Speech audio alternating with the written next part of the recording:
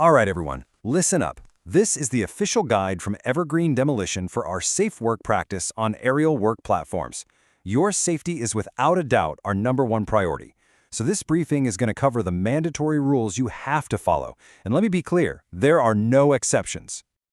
Yeah, and let's just get this straight from the get-go. What we're about to go over, these aren't just suggestions, okay? They're not friendly tips. These are the required mandatory rules for using an AWP on any evergreen demolition job site, period. Following them is part of the job. So here's what we're going to cover. It's pretty straightforward. We'll kick things off with why this is so important, your safety mandate. Then we'll talk about knowing your role in all this. After that, we'll get into gearing up correctly. And finally, we'll hit the big ones, the absolute mandatory do's and the critical can't mess this up don'ts. Sound good? Let's dive in. Okay, first up, your AWP safety mandate. This is really the bedrock for everything else we're about to discuss. So what is this safe work practice, or SWP? Think of it as our official rulebook.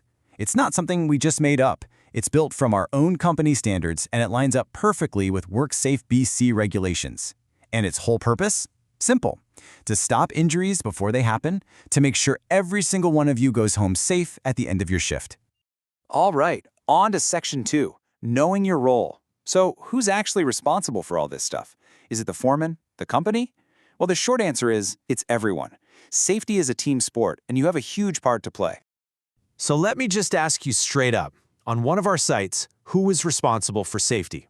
Really think about that. It's not a trick question. The answer is super clear, and you need to know exactly where you fit into that picture. Okay, take a close look at this breakdown. Your supervisor or foreman, yeah, their job is to make sure you're properly trained and have the right equipment. That's on them. But look at your column. Your responsibility is just as big, if not bigger. You have to be the one to actively spot hazards, to inspect your gear before every single use, and to report any damage right away. You are literally the first line of defense out there. Okay, Section 3, gearing up correctly. This is pretty obvious, right? You can't work safe if you don't have the right gear. So let's run through exactly what you need before you even touch that ignition. Here it is, your must-have checklist. First, the AWP itself, and a spotter if the situation calls for one. Then, your PPE. We're talking your basic gear, gloves, and the big one, your fall protection. And of course, a first aid kit has to be close by. Just remember this, no gear, no work. It's that simple. All right, Section 4. Now let's talk about the green lights, the things you must do every single time. These are the positive habits that make a safe operator.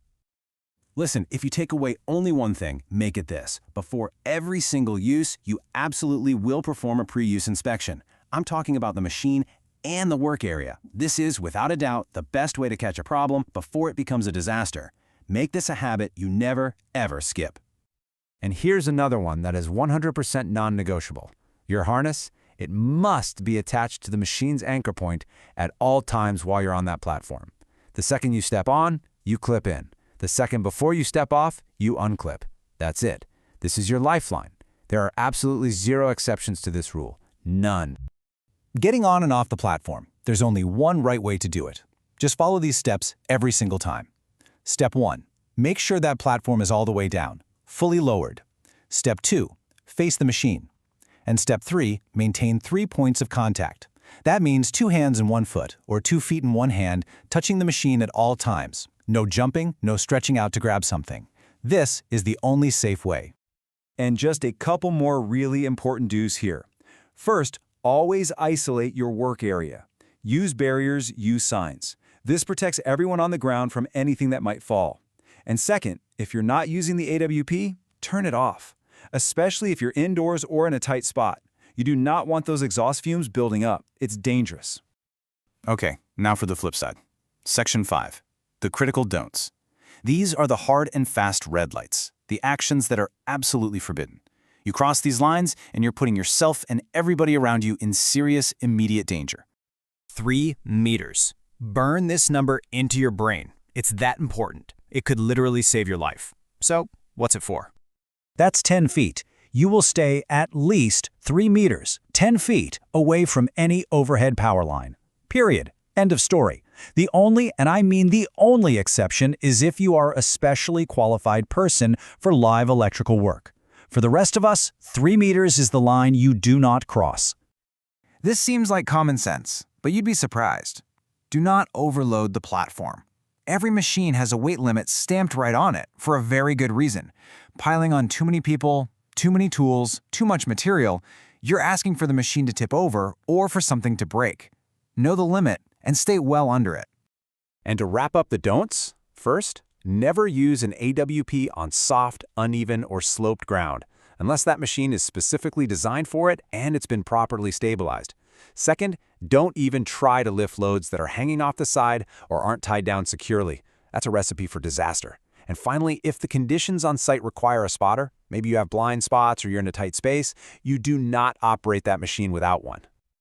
So, let's pull all this together. The machine, the gear, all these rules. At the end of the day, they're just tools. Your safety really is in your hands. It all comes down to the choices you make, your attention to detail, and your personal commitment to follow these rules. Every task, every time. So I'm going to leave you with this one question to think about. When you get to your next shift and you walk up to that AWP, what is the very, very first check you are going to make? The answer should be instant. Your pre-use inspection. That's where safety starts every single day. Now, let's work safe.